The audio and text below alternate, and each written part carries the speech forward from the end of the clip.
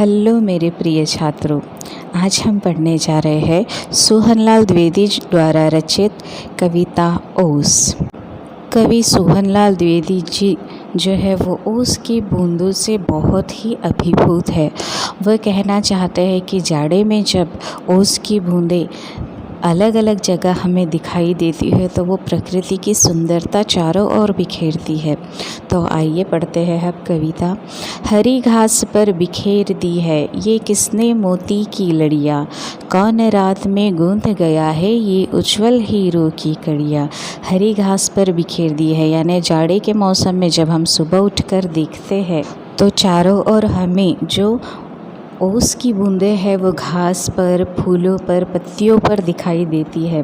तो यही कवि कहते हैं कि मानो ये मोती के समान दिखते हैं।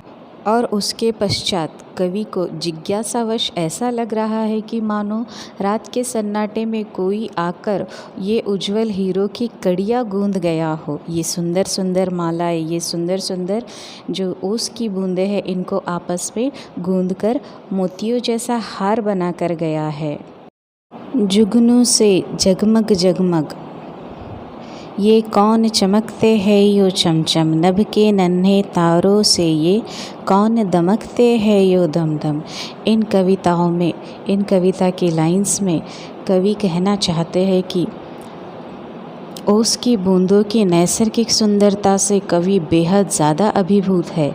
इन पंक्तियों के माध्यम से ओस की बूंदों पर अपना भाव व्यक्त करते हुए कवि कहते हैं कि जब सूर्य की किरणें इन ओस की बूंदों पर पड़ती है तो मानो वह जुगनुओं की तरह जगमगा उठती है। जुगनू मानी जो काजवा होता है, जिसे हम इंग्लिश में क्रिकेट भी कहते हैं, एक इंसेक्ट है, वो अपने आप में चमकता है। तो उसकी तरह मानो ये ओस की बूंदें कवि को दिखाई देती है। आगे कवि ये भी कहता है कि ये ओस की बूंदें नभ में यानी आसमान में जिस तरह से छोटे छोटे तारे दमकते हैं, चमकते हैं, उसी तरह से धरती पर ये तारों के समान जगमग करती और चमकती दिखाई देती है ओस की बूंदें। लुटा गया है कौन जोहरी, बिखरे हुए रतन है नाना, अपने घर का भरा खजाना, पत्तों पर फूलों पर पग पग।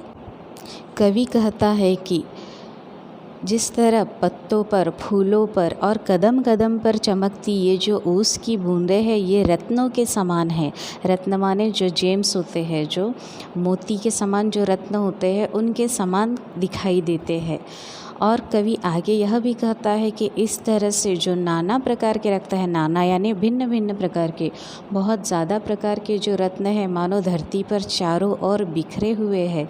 तो ऐसा लगता है जैसे कोई जौहरी अपना पूरा, जौहरी यानी कोई ज्वेलर, कोई जौहरी अपना पूरा खजाना आकर इस धरती पर लुटा गया हो।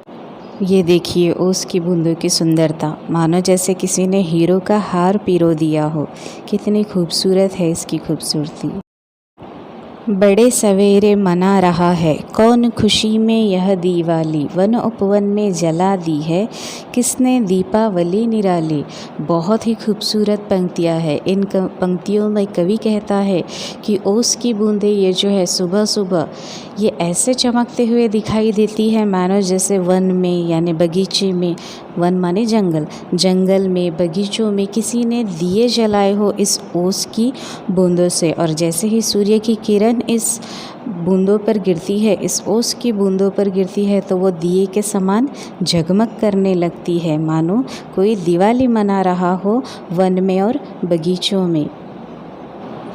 जी होता है इन ओस कनों को अंजलि में भर घर ले आऊं, इनकी शोभा निरख निरख कर इन पर कविता एक बनाओ। बहुत ही सुंदर लाइंस। कवि के मन में ये विचार आता है कि इन ओस की जो बूंदें हैं इनको मैं अपनी अंजलि में यानी हाथों का जो हम गड्ढा बनाते हैं, इन अंजलि में भरकर अपने घर पर ले जाने की इच्छा कवि जाहिर करता है। और ये सोचता है कि ये ओस की बूंदों की शोभा इस तरह से परख परख कर मैं इन पर एक सुंदर कविता बनाना चाहता हूँ। एक बेहद सुंदर कविता की रचना यहाँ कवि करना चाहता है। और जैसे कि हम देख सकते हैं, जैसा कवि ने सोचा है बिल्कुल उसी तरह से उन्होंने हमारे सामने एक बहुत सुंदर ओस की बूंदों पर ये कविता का निर्माण किया है। अगर आपको ये वीडियो पसंद आया हो तो प्लीज़ इसी तरह के वीडियोस के लिए और नोटिफिकेशंस के लिए मेरे चैनल को लाइक शेयर और सब्सक्राइब करिए। धन्यवाद।